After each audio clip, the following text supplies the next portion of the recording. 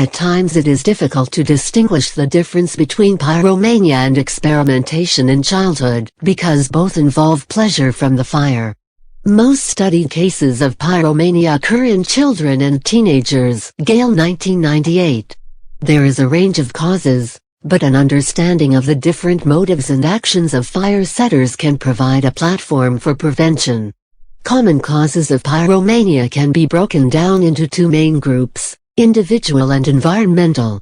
This includes the complex understanding of factors such as individual temperament, parental psychopathology, and possible neurochemical predispositions. Many studies have shown that patients with pyromanias were in households without a father figure present. Individual factors that can lead to pyromania mainly deal with personal issues in someone's life. This category includes adolescents who have committed crimes in the past. For example, 19% of adolescents suffering from pyromania have been charged with vandalism, and 18% are non-violent sexual offenders. Other causes may include the seeking of attention from authorities or parents, and resolving social issues such as bullying or lack of friends or siblings. Another cause may be that the patient is subconsciously seeking revenge for something that has occurred in the past.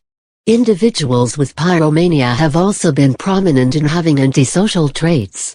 These include truancy, running away from home, and delinquency. Child and adolescent cases are usually associated with ADHD or adjustment disorders. Environmental factors that may lead to pyromania include an event that the patient has experienced in the environment they live in. Environmental factors include neglect from parents and physical or sexual abuse in earlier life. Other causes include early experiences of watching adults or teenagers using fire inappropriately and lighting fires as a stress reliever. Frey 2001. Pyromania is best prevented by parents taking the time to educate their children on fire safety and the dangers of fires. Parents should also keep all fire lighting devices out of reach of children and any teenagers to reduce the risk of their starting any fires. Australian Brush Fire Arson Bulletin 2005. The appropriate treatment for pyromania varies with the age of the patient and the seriousness of the condition. For children and adolescents, treatment usually is cognitive behavioral therapy sessions in which the patient's situation is diagnosed to find out what may have caused this impulsive behavior. Once the situation is diagnosed, repeated therapy sessions usually help continue to a recovery. Frey 2001.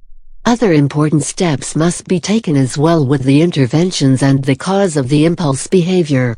Some other treatments measures include parenting training, overcorrection/satiation/negative practice with corrective consequences, behavior contracting/token reinforcement, special problem-solving skills training, relaxation training, covert sensitization, fire safety and prevention education, individual and family therapy, and medication.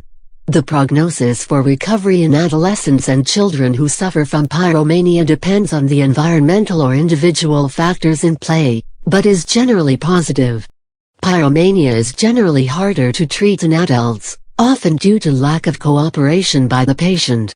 Treatment usually consists of more medication to prevent stress or emotional outbursts. Oliver. In addition to long-term psychotherapy. Frey 2001.